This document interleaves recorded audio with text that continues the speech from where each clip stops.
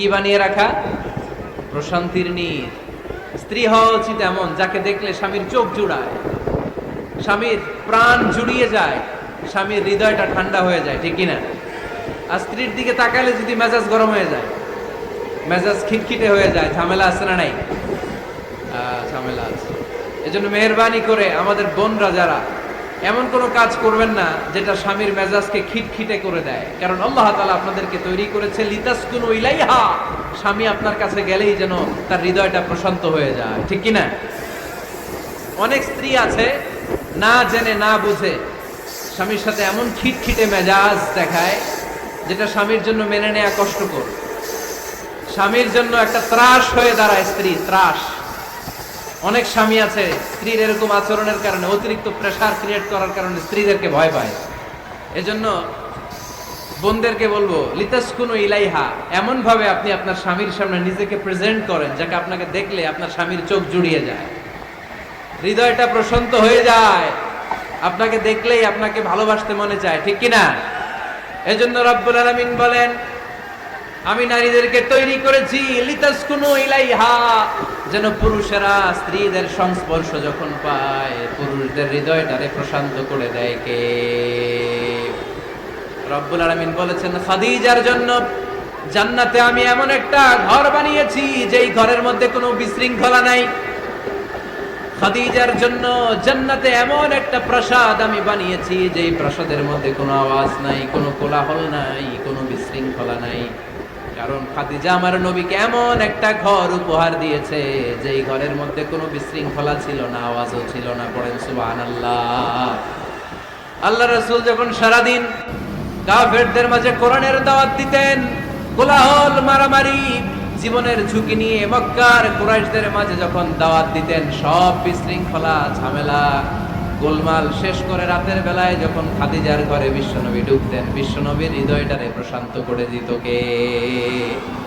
আম্মাজান খাদিজা বিশ্বনবী সাল্লাল্লাহু আলাইহি ওয়াসাল্লামের জন্য এমন ঘর উপহার দিয়েছেন যেই ঘরে বিশ্বনবী আসলে বিশ্বনবীর হৃদয়টা ঠান্ডা হয়ে যেত। সুবহানাল্লাহ পড়ে।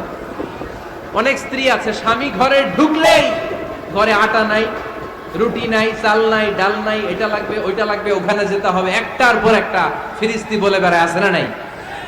না, এটা করবেন না। আপনার কি লাগবে এই সব দায় দায়িত্ব আল্লাহ তাআলা স্বামীকে দিয়েছে, স্বামীকে জানাবেন। তবে ধীরে সুস্থে, ধীরে সুস্থে স্বামীর জন্য ঘরটাকে এমন করে রাখতে হবে যেন ঘরে ঢুকলেই স্বামীর হৃদয়টারে প্রশান্ত করে দেয় কে? এজন্য স্ত্রীর প্রথম দায়িত্ব ঘরটারে প্রশান্তির নীর বানানো। একটা সুখী দাম্পত্য জীবনের জন্য স্ত্রীর 2 নাম্বার দায়িত্ব হচ্ছে স্বামীকে ইন্সপায়ার করা, স্বামীকে সাহস জোগানো, পিছন থেকে ড্রাইভিং পুশের মতো কাজ করা। কারণ স্বামীকে যখন স্ত্রী সাহস যোগায় স্বামীর সাহস বেড়ে যায়, ঠিক কিনা? আল্লাহর হাবিব সাল্লাল্লাহু আলাইহি ওয়াসাল্লামের কাছে কোরআনের আয়াত নাযিল হলো ইকরা বিসমি রাব্বিকাল্লাযী খালাক খালাকাল ইনসানা মিন আলাক ইকরা ওয়া রাব্বুকাল আকরাম الذي علم بالقلم علم الإنسان ما لم يعلم পড়েন আল্লাহু আকবার।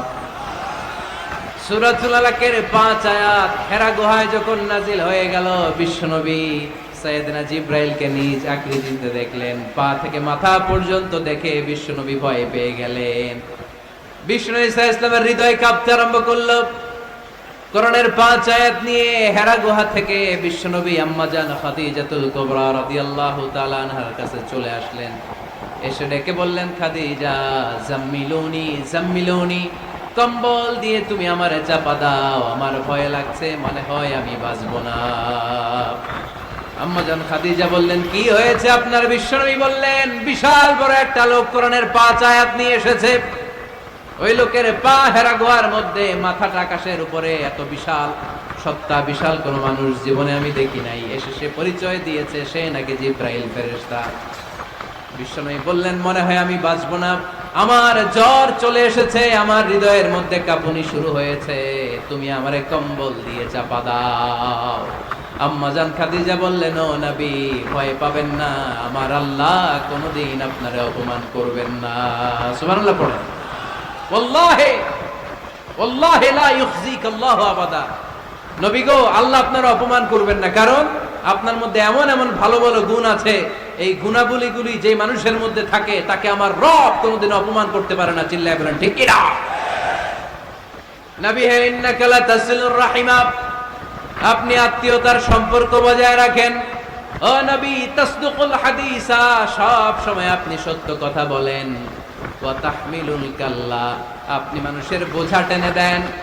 ওয়া তাকসিবুল মা'দুমা, যার উপার্জন করার কেউ নাই, নিজে গায়ে খেটে আপনি তারে উপার্জন করে দেন। ওয়া তুঈনু আলা নাওয়াইবিল হক, সত্য যেখানে বিপন্ন সেখানে আপনি সাহসী সৈনিকের মতো দাঁড়িয়ে যান। সুবহানাল্লাহ।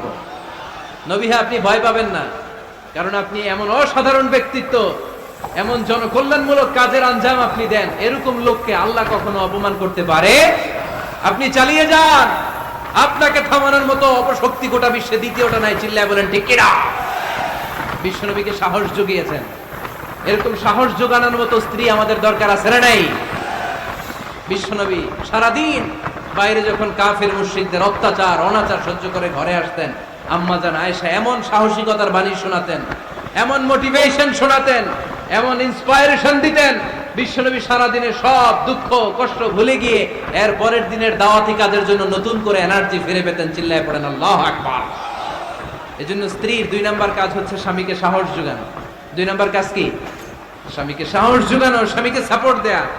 স্ত্রীর 3 নাম্বার কাজ হচ্ছে স্বামীর ডাকে সাড়া দেয়া। কি দেয়া? স্বামী যদি স্ত্রীর সঙ্গ পেতে চায়, স্ত্রীর ওই ডাকে সাড়া দিতে হবে। রাতের বেলা স্বামী যদি স্ত্রীর সঙ্গ চায়, আর স্ত্রী যদি সঙ্গ না দিয়ে চলে যায়, ফজর পর্যন্ত স্ত্রীর উপর আল্লাহর ফেরেশতারা লানত দিতে থাকে। চিল্লায় পড়েন নাউযু বিল্লাহ। তবে হ্যাঁ, ভ্যালিড যদি কোনো কজ থাকে, ভ্যালিড কজ, অসুস্থতা, অন্যান্য কমপ্লেক্সিটি যদি থাকে, সেটা ভিন্ন ব্যাপার। কিন্তু ইগোর কারণে, ইগো, মেজাজ দেখিয়ে, রাগ দেখিয়ে কোনো বোন যদি স্বামীর আহ্বানে সাড়া না দিয়ে মুখ ফিরিয়ে চলে যায়, ফজর পর্যন্ত আল্লাহর ফেরেশতারা ওই মহিলার উপর লানত দিতে থাকে। আওয়াজ করে পড়তে হবে নাউযু বিল্লাহ।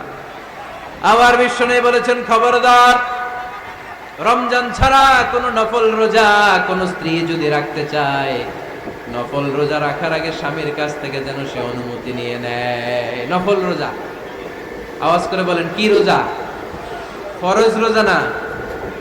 দিনের বেলা যেহেতু রোজা রাখতে হয়, কোন নারী, কোন যুবতী নারী, বয়স্ক নারীদের কথা ভিন্ন, কোন যুবতী নারী যদি নফল রোজা রাখতে চায়, সে তার স্বামীর পারমিশন নেবে। কারণ হয়তো স্বামী দিনের বেলা স্ত্রীর সঙ্গ চেতে পারে, ঠিক কিনা?